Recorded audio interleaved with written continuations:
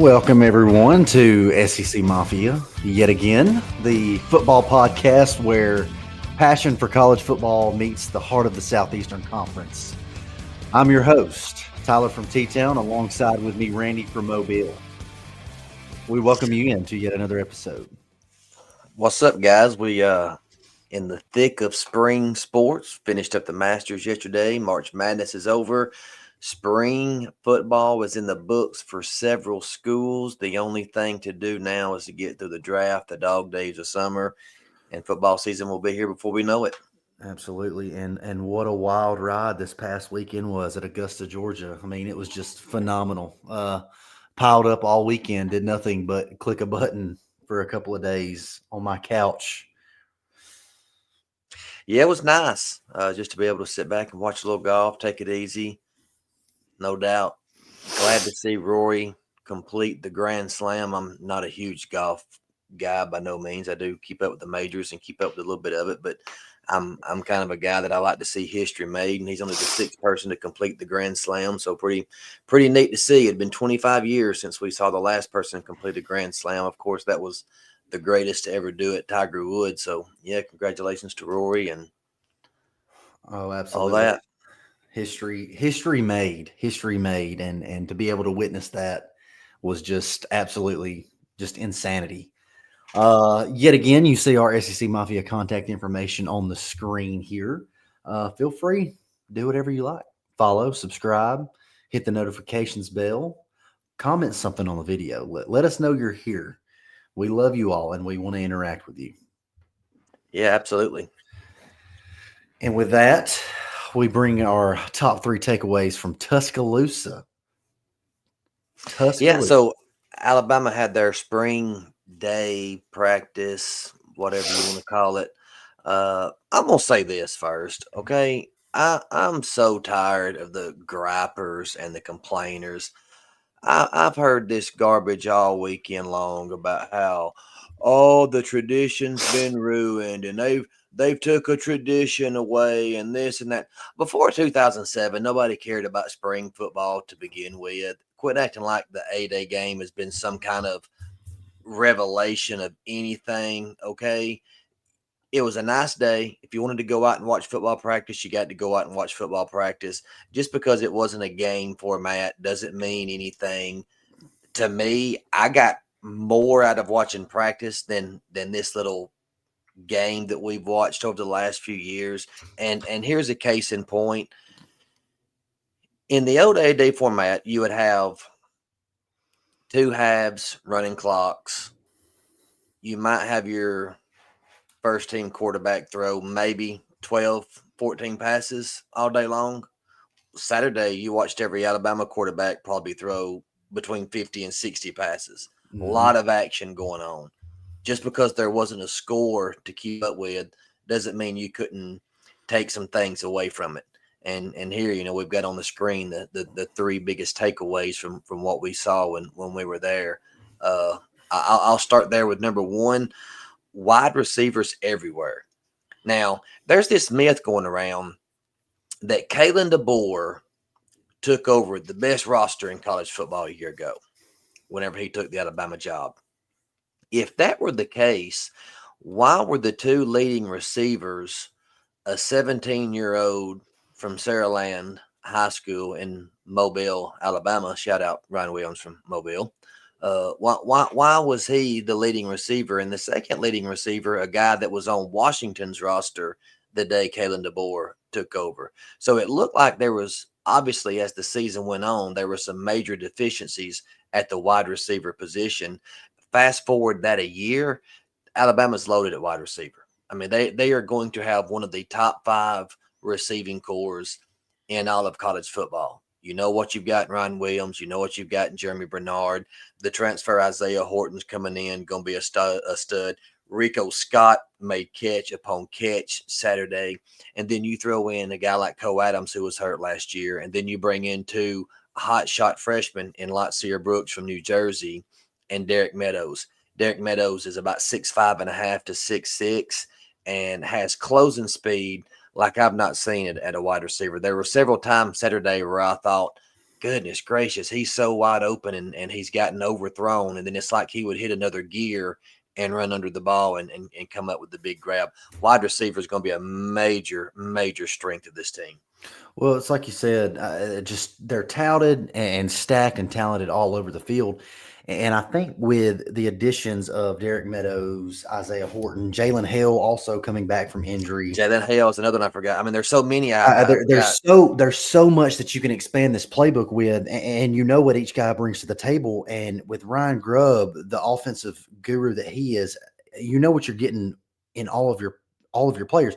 And yeah, Ryan Williams didn't dress, didn't practice, but you know what you're getting with him. He's your playmaker. He is your spark in the wide receiver room. You've got Jeremy Bernard back. You throw it within 6 foot of this guy, he's making the catch. He's going to be your possession guy. And with the addition of Isaiah Horton from Miami, I mean, just the tall, lanky, big body, 6'4", Derek Meadows, 6'4" to 6'6". I mean, to have guys that are just tall and lanky going against the best corners in the nation, and to be able to stand a couple of inches over and have that advantage on your offensive side, I mean, that's going to be amazing to see come this fall. Yeah, and I've said forever, I thought the best play caller in the game right now is Steve Sarkisian. And when you go back to that 2020 Alabama National Championship team, when he had the Slim Reaper, Devontae Smith, he would utilize him in unconventional ways. I used to love to watch him take Devontae Smith, motion him into the backfield, and then he would run quick out routes or run bubble routes or do different things to get him the ball in space. And although it was a spring practice, we saw a little bit of that Saturday. There were several packages to where Alabama would be in a 4-receiver set. Jam Miller would be in the backfield, and Jam would actually go out into motion into like a trips on one side. And then Alabama would bring Rico Scott in almost like on a slow jet sweep motion or whatnot. And then all of a sudden snap the ball while he was in the backfield, and he would run a little angle route or he would run a little screen pass. And I just think those are some different elements that an experienced play caller like Ryan Grubb is going to bring to the table. Taking guys like Rico Scott, like you said, Ryan Williams didn't practice, but I'm sure he'll be involved in things like that. Just getting the playmakers the ball in space. I thought that was something that Alabama did not do well last year under Nick Sheridan, especially in games that Alabama lost against Oklahoma and Tennessee when the offense was really struggling. It was like Sheridan didn't do things to help Milroe get in a rhythm, just like a simple little, motion in a jet sweep or a pop pass or a little angle route or something quick. We saw several plays Saturday where they would just fake a running back sweep left and slide the tight end back to the right and hit the tight end, and stride, just little things like that to try to pick up a cheap, 5 yards, kind of get the quarterback in rhythm with a little completion. I just think that Alabama's receivers are much better this year, and you've got a much better play caller. And I think that's going to make the transition into a new quarterback that much better. Absolutely. Quarterback, real quick. I know it's not up here. Ty Simpson dialed in. I think, as Grubb said, if Bama was to play a game tomorrow, he would be your starter. And I think Ty has proven that time and time and again with just the consistency that we see from him. He's consistent in what he has, and he's consistent in what he does. There were 3 turnovers by QBs on Saturday, and Ty Simpson didn't have a single turnover. Not a single interception. Austin Mack had 2 interceptions. 2. Interesting to me, the very first play that Keelan Russell stepped foot on the field in an 11-on-11 scenario in front of, I know it was a small crowd, but still a live atmosphere in Bryant-Denny Stadium. Very first pass, an interception. Mm-hmm. After that, he completely settled in, was on point for the rest of the day. I think Keelan Russell has a much higher upside in the future than Ty Simpson. But like Ryan Grubb come out and said today, if we were playing a game this weekend, if we were playing a game tomorrow, Ty Simpson would be the guy. And I think that's just because he knows the offense. He's got a better grasp on the offense. I definitely think that the job is his to lose. But I would not be surprised from the flashes of brilliance that I've seen from Keelan Russell this past weekend that if Ty Simpson does not continue to grow and take the next step over the summer, I wouldn't be surprised if Keelan does not hawk him down and take that starting position. Something like we seen with Jalen Hurts several years ago, to where he didn't start the very first game. Blake Barnett started the first game against USC in 2016. He came out and struggled. He was pulled in the second quarter, and Jalen Hurts never looked back. I could see a scenario like that.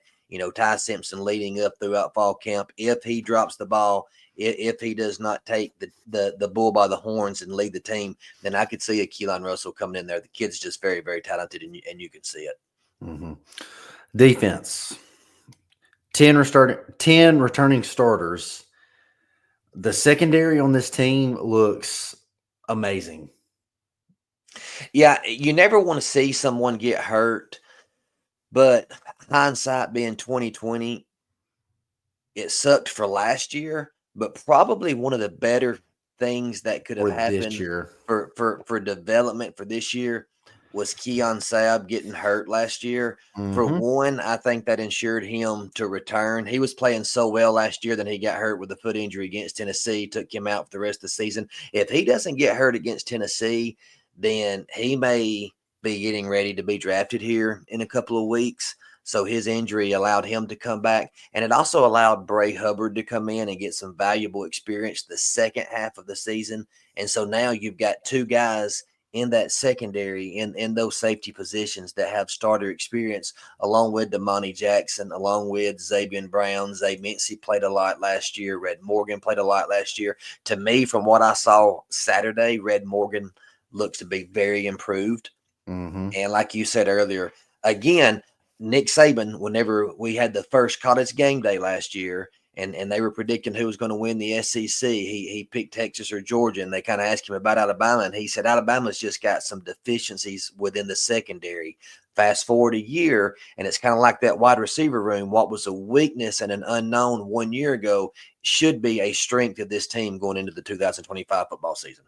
Absolutely. Xavier Brown, 1 pick. I couldn't find anything else on any other picks made with the Illinois. Ivan Taylor, true freshman, Ivan Taylor was the one that picked off Keelan Russell. Yes. A couple of freshmen getting in on some action. Dijon Lee, freshman, linebacker, looks good. 6'3", battling. Yeah, corner, my bad. Big body, battling big bodies on the offense. I mean, he is going to get some reps, and like you were talking about with Bray Hubbard, Bray Hubbard's development needs to be studied under a microscope from last year with how he was thrown into the fire and how well he handled it. And from last year to this year, it's going to be exciting to watch him play. And then glad to have – go ahead. No, go ahead. I'm sorry. Go ahead. I was just going to say another name that's a lot of Alabama fans may not be familiar with that came in the portal is Cam Calhoun. He was a cornerback that played at Utah. He was actually a top 10 Pro Football Focus graded corner in all the country. Damani Jackson has been out with injury this spring. That's allowed Dijon Lee to get a lot of reps. It's allowed Cam Calhoun to get a lot of reps. And one thing about this Alabama coaching staff is if you practice well, you're going to play. I remember last year thinking, man, these guys are rotating defensive backs in almost like an offense does receivers. And then I heard Kane Womack talk about it. He said, hey, when guys practice well, they deserve to be rewarded. And I think from what you've seen with Dijon Lee and Cam Calhoun, I don't think there's no way you leave those guys off the field. They're definitely going to be special teams contributors. And I think they're going to be in that cornerback rotation with Damani Jackson and Xavier Brown. Absolutely. It almost seems like this freshman class, Keelan Russell, Dijon Lee, Justin Hill, Lotsier Brooks, they're very mature, and they seem, and I know it's too early to tell, but they seemed rather goal-oriented and goal-focused, and which is a little bit more different, than other classes that we've seen coming in this spring. Absolutely. Moving ahead, the biggest concern that I would have for Alabama would be special teams, punting, and I know the kid that they signed out of high school, the big hotshot punter, I know he didn't practice. They had a couple of transfers and whatnot. Punting was very inconsistent. Now, I did see one that traveled about 55 yards on Saturday.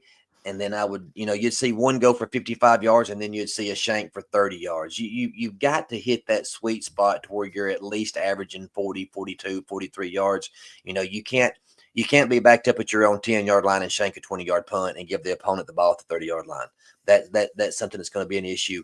Kicking inside 30 yards, Connor Talty looked to be fine.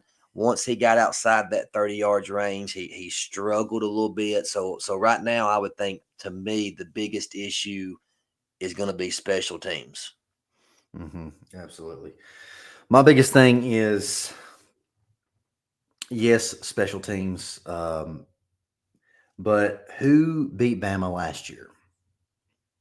Vandy, Oklahoma, Tennessee. And it wasn't. And the reason I ask is it, for the most part, other than the Tennessee game, Bama really beat Bama last year. And I'm interested to see, the talent is here. We got the second best recruiting class. I'm just interested to see how we fare down the stretch mentally, and if we can compose ourselves, and just interested to see how this coaching staff does down the stretch, fourth quarter, finishing games. For what it's worth, Alabama has 9 players returning that graded in the top 10 at their position on the PFF Pro Football Focus grades. They had 9 in the top 10. The second most returning starters that graded in the top 10 was 7.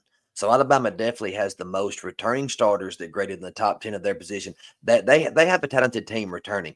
Like you said, can they avoid the little things that got them beat last year? Again, the schedule sets up pretty tough for them. It is a tough schedule. Not only is the SEC schedule tough, but you also bring Wisconsin into Bryant-Denny. You go on the road the very first week to Florida State, and I know a bunch of people's going to say, "Oh, Florida State 2-10." They've done it again. They've completely flipped their roster. They brought a whole new group of transfers in. They've kind of cleaned house on the coordinator position, brought in the defensive coordinator from Nebraska, who had a very good defense at Nebraska, brought in Gus Malzahn to call plays. Don't go into that Florida State game thinking that it's going to be a cakewalk. That game right now could be just like the Oklahoma game last year, a game that everybody looks at and goes, "Oh, this is going to be a cakewalk, go in here and win by 2 touchdowns." And if you don't take it seriously and you have stupid penalties and you have bad turnovers, you could go in there and lose that game to start the season. And that's just something that the board and this coaching staff doesn't need. No, absolutely not. Takeaways from Athens. G-Day, the old Georgia Bulldogs. Georgia on my mind, as the Masters headline song says. Gunnar Stockton is that guy. Georgia offense threw a lot. And I think this is a relief for a lot of Georgia fans, seeing them coming out, and they had 87 pass attempts between three QBs, 87 pass attempts in the spring game. Gunnar Stockton struggled a little bit at the start, but in the third quarter, got a little bit of fire, lit up. I think I saw something to where 4 of his passes in the third quarter were downfield of over 20 yards. So they're going to stretch that thing out. They're going to try to hit some deep balls and make some big plays this year. Yeah, more importantly, I think that Gunnar Stockton's got the locker room. I think he's the leader that they need. Say what you will about Carson Beck, he's had all the tools. He's got the big arm. I don't know what kind of leader he was. I think Gunnar Stockton is that guy. Another thing about Gunnar Stockton is he's kind of the anomaly in college football, kind of like Ty Simpson. He stuck around for a few years and he's waited his turn. He's a guy that loves the University of Georgia, and I think he's going to be the guy. And as we saw in the SEC championship game a year ago, the guy's tough as nails, and every single play, he's going to lay it all on the line for you. Absolutely. He sure will. Running back room. Mr. Randy, what do you see about the running back room?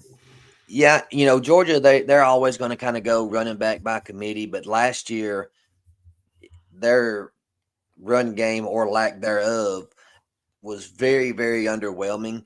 Running backs looked good. The offensive line looked okay. That's going to be one of their major question marks. But I do think you will see an improved running back room from Georgia this upcoming season. Yes, Bo Walker, Chauncey Bowens. I can't remember his first name. Mr. Frazier. The talent seems like they could build depth and have a nice little punch, back to back to back punch in the running back room, like you said. Absolutely. Wide receivers still plagued with drops. I did hear someone say that there was less drops this spring game than last spring game, so there was some improvement there. Uh, Colby Young, Landon Humphreys. Landon Humphreys, this is a stat line Saturday: 5 catches, 85 yards, 2 touchdowns. And for those of you that don't know, he's a Vandy transfer back in 2023. Yeah. Another transfer is Zachariah Branch coming from USC. I think he's going to be as good as advertised. He made some big plays, made some big catches. That was a major deficiency that they had last year. There were several times, even in the Notre Dame game, where they had the field stretched. They had guys running wide open, ball laid right in the breadbasket, and it just got dropped. There were several opportunities to where they could have flipped the field, flipped the scoreboard, and receivers just could not come up with the ball. I think they're in much better shape this season as far as the playmaker category. Like you mentioned, they still had a few drops. That still looks to be a bit of a concern, but I think the high end talent with Branch and these guys is much better this season. So when we think of, and this is just a real quick side note, when we think of a Kirby defense, we think of linebackers, leading this thing. And just a quick shout out, Chris Cole and CJ Allen. These guys were flying around Saturday. Both of them each had 3 tackles for loss. So Yeah. seems like the linebacker group is playing at the level that Kirby wants them to play at, playing fast, being leaders, getting after guys. So I think if you're a Georgia fan, I think, obviously talks of the SEC championship run are obviously still in the future for Georgia. That's going No nowhere. doubt. No doubt. Georgia, the one thing that Georgia's got going against them is now that there are no divisions, they don't play in the weak SEC East anymore. And so they've got a pretty tough schedule. They host Alabama, they host Texas, they'll go on the road to Ole Miss this year. Or do they play Ole Miss at home? Or all 3 games at home? I think they go to Ole Miss, don't they? Or do they go to Ole Miss We last didn't, year? no, we didn't play Ole Miss last year. I'm talking about Georgia. Oh, Georgia, they have to go. They host Ole Miss this year. So they're hosting Alabama, Tennessee, Alabama, Texas, and Ole Miss. They go to Tennessee. Yes. So the schedule's much tougher for Georgia. Uh, Again, they're a team that could be improved and go 9-3. They may be a much better team, but when everybody else in the SEC continues to get better, they may be better and their record not be as good. Yeah, well, it's the I parity. definitely, I'm going to go on record right now. After the Oh, debacle last year, you can quote me on April. What is today? The 14th. I don't yep. even know what day I'm living in. It's April. been one of those days and one of those weeks. Quote me today. A 9-3 SEC team will make the playoffs this year. Mm, okay. It's quoted. 9-3 team. It's quoted right here. And that may happen by default because the team that wins the SEC may have 3 losses Yeah. simply because of how tough the conference is. No one in the SEC is projected over 9.5 wins in Vegas. No one. Alabama, Georgia, and Tennessee are all projected at nine and a Nine and a half. half. No one else is above that. Uh, Auburn Tigers. Post spring Auburn Tigers A Day. Right here. You hear it first on SEC Mafia. Yeah. So Auburn did something a little bit different on Friday, the day before their spring day or whatever you want to call it. They actually hosted the media for a 2-hour practice, and the media got to come in and watch. Jackson Arnold got a little banged up Friday. He did not participate Saturday. So that was one of the key notes. The reports are that he's had a solid spring. They also kind of like Alabama, how Alabama brought in Keelan Russell. They brought in Deuce Knight, a highly touted true freshman quarterback. A lot of high upside. Now, Hugh Freeze says that Friday and Saturday was different from what he has seen this spring. Friday and Saturday, it was like Deuce Knight just had a case of the picks. I Yeah. think he had about 2 or 3 interceptions in Friday and Saturday's practice. Hugh said that's not what he had seen out of him all spring. The guy's got a live arm. He makes a lot of plays, but that's just something that freshmen in their first spring practice have got to just get the speed of the game under And control. Everybody when you're in high school, there might be one DB in the opposing secondary that runs a sub 4.5 40. When you're in college, everybody on the defensive secondary is going to run under a 4.5, and most of your linebackers are going to run that. So you just got to get the speed of the game and pick up on the speed of the game.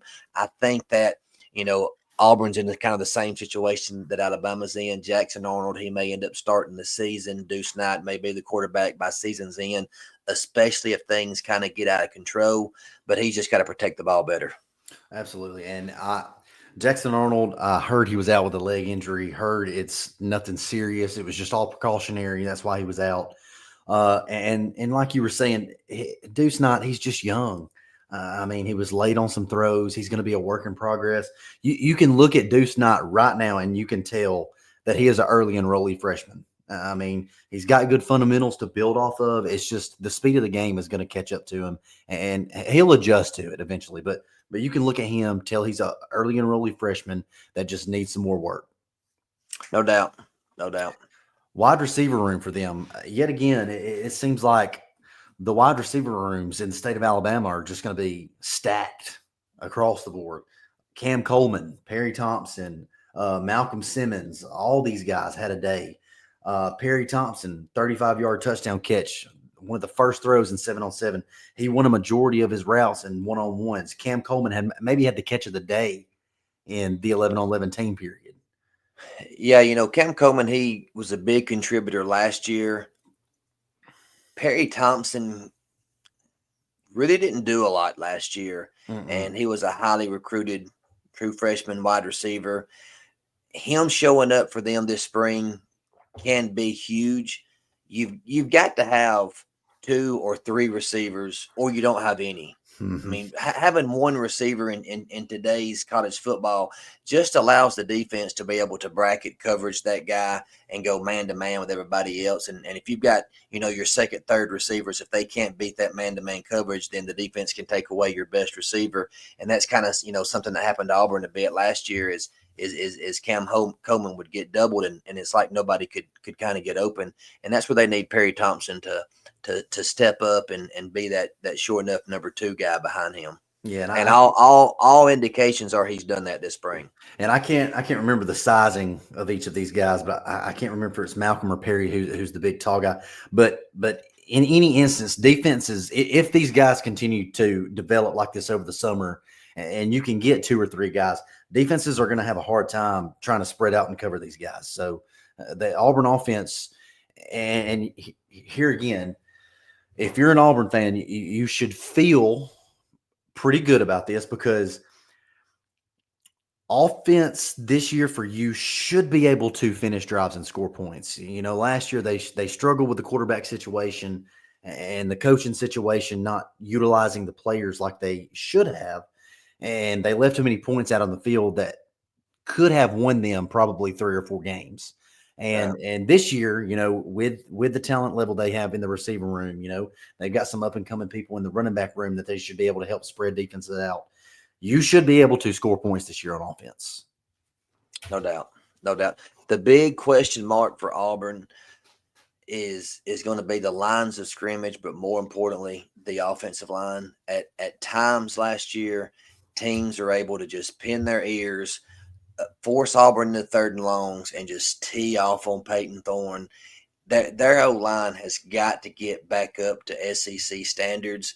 They've had some guys banged up, like a lot of teams have this spring, and they've kind of been playing the musical chairs and putting some depth pieces in to get some different looks. It's still to be determined on what their offensive line is going to be. But with losing Jarquez Hunter, you're not going to have one of the best backs in the SEC. So you're not going to have that experience back like you had in Hunter that could make up for a missed block and make a guy missed and still get you 5 or 6 yards. You're going to need that offensive line to carry the load and create some holes for your running backs going forward.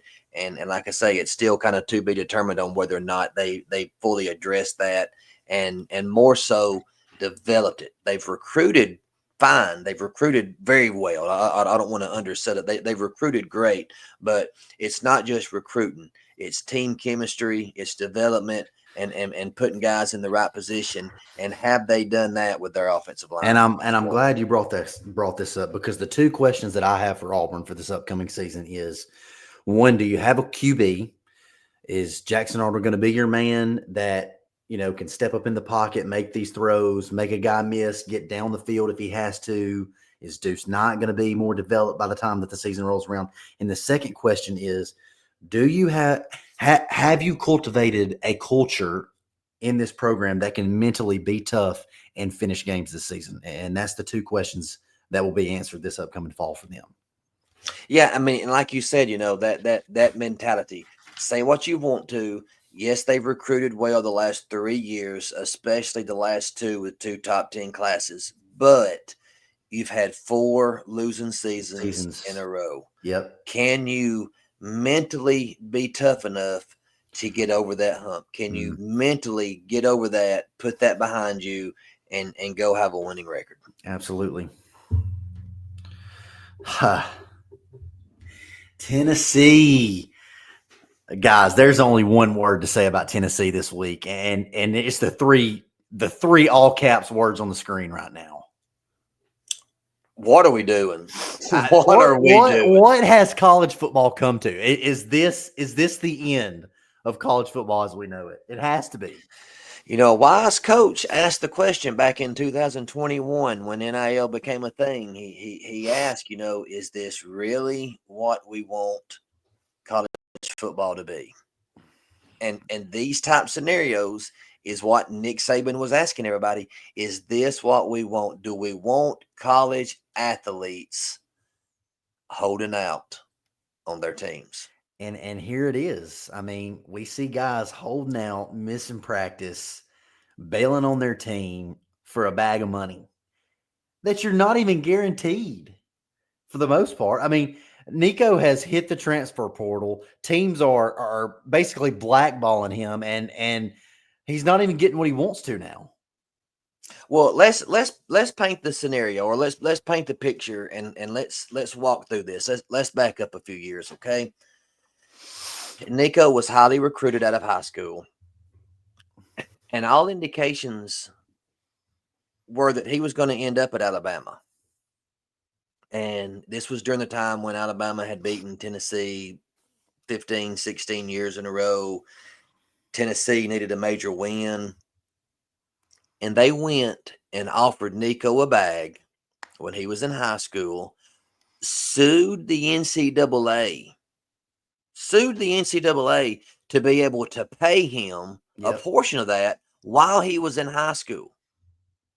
Okay, so they overspent to get him, just to get that big recruiting win over Alabama, brought him in, paid him more than he was worth. And we'll never really know the numbers. The number that's floating around right now and all of Twitterverse and all this stuff is anywhere between 2 and 2.5 million per year. Okay, the guy had 19 touchdown passes last year. 19. I think 9 of those was against Kent State,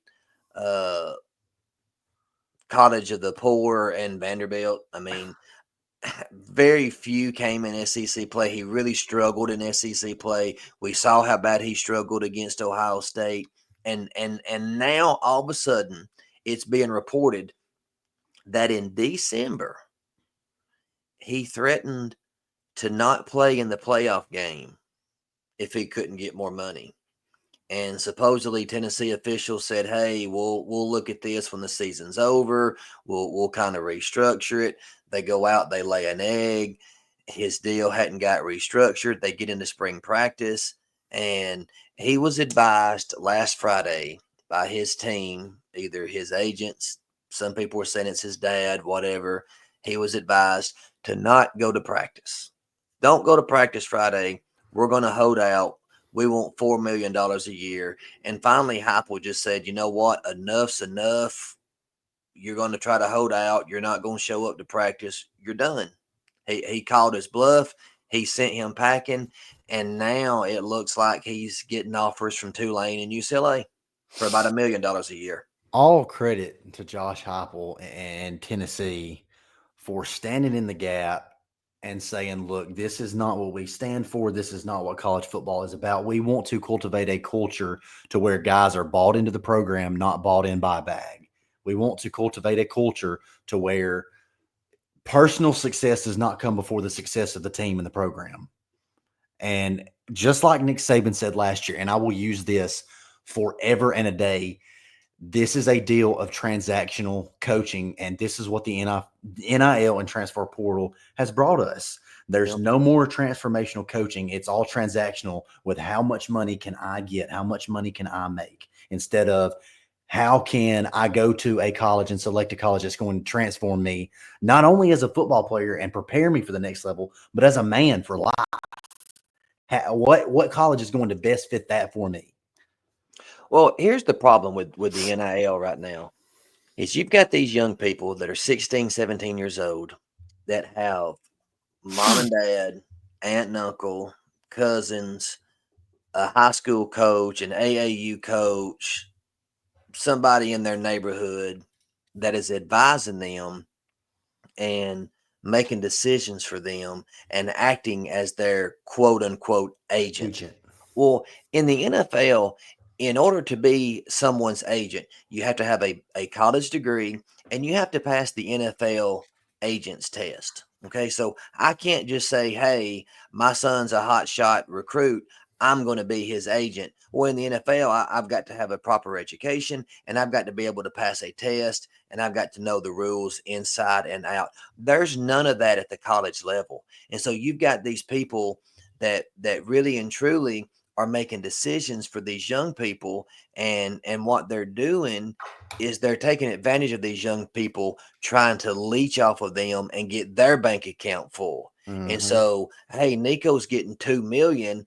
I'm going to try to force him to hold out so I can get him to get 3.5 or 4 million, and maybe I can get 1 million of it. It's just so wrong. It's so bad. It's not in the best interest of these young people.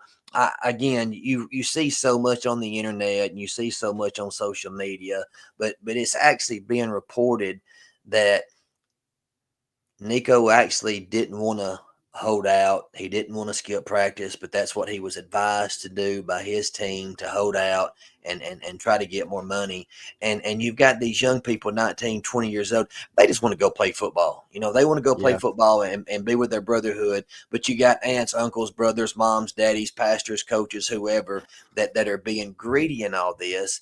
And it's really damaging the sport, along with the transfer portal and the NIL rules. Think about this. Every player on every team is a free agent. Twice a year, every player on every team is a free agent. That's insane. Could you imagine what it would be like? 365 days. They can up and walk out at any given time that they want to, just like Jaheim Otis did at Alabama this past year. I mean, could you imagine though what it would be like if there was no salary cap in the NFL and any team in the NFL could offer Patrick Mahomes whatever they wanted to try to get him? That they could offer anybody could offer Lamar Jackson whatever they want. The sky's the limit. I mean, it's insane. Something's got to be done. I'm all for these guys getting paid. They bring a lot of money to these universities. They bring a lot in ticket sales, TV revenue.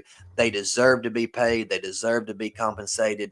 But there's got to be some type of legislation put in place for the sanctity of the game of college football, because it's just turned into a circus right now with what's going on. Wild West of college football, as I like to call it. No rules, just slinging guns left and right. No doubt. Couple more games or teams, kind of finished up spring practice this weekend. Texas being one. They really didn't have a whole lot going on either. It looks to be the Arch Manning show. They lost a lot on their offensive line. can they rebuild their offense and defensive line? Can they rebuild the trenches? We know that games are won and lost in the SEC at the line of scrimmage. Can they rebuild that? That's going to be the big question mark for Sark. Like I said earlier, I'm a big believer in his play calling. He's recruited well. He's got that toughness about him. I definitely look for Texas to be in the mix this fall as well. Absolutely. And now we come to the coup de grace of the podcast, everyone's favorite segment. Final thoughts with Randy from Mobile. Yeah, another serious one this week. I'm not going to speculate what happened, how it happened, whatnot, but the Kyron Lacey story has just been awful. I go back to a few years ago when the situation happened with Henry Ruggs, and I heard Nick Saban give a speech after that, and he got to talking about the power of friendships, and he said, Henry Ruggs needed people in his corner leading up to that night. Whatever happened over the weekend with Kyron Lacey, he needed people in his corner, leading up to the events of this weekend. Whatever may or may not have happened. Whatever you're facing in life, you may think that there's no way out. You may think that you're never going to recover from it, but I promise there's a way out. There's someone that cares. You may think that there's no one that cares, but just give it time. I'm a firm believer that when all else fails, reach out to God, seek Him, and He's going to put somebody in your path to show you how much they care.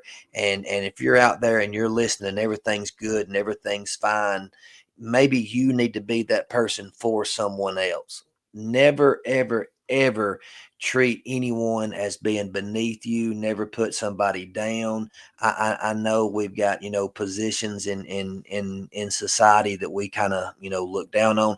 Don't look down on nobody in society. You have no idea what they may be going through. You may have no idea what hand life is dealing them.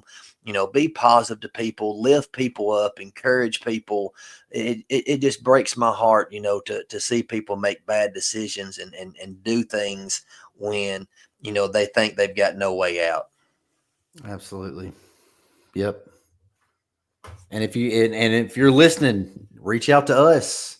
Absolutely. We're always here. We're willing to give a lending hand, whatever you may need on the SEC Mafia podcast. We are here for you. And again, we thank you guys for tuning in for another episode of SEC Mafia. We hope you enjoyed our deep dive into the latest going ons in the SEC. Don't forget, subscribe, rate, review, leave a comment. Let us know how you're doing. We'll respond accordingly. We check pass the podcast along to my friends. Let's try to get some views up. Let's get some momentum going into the off season and going into the fall. And we'll see you guys back in a couple of weeks. Absolutely.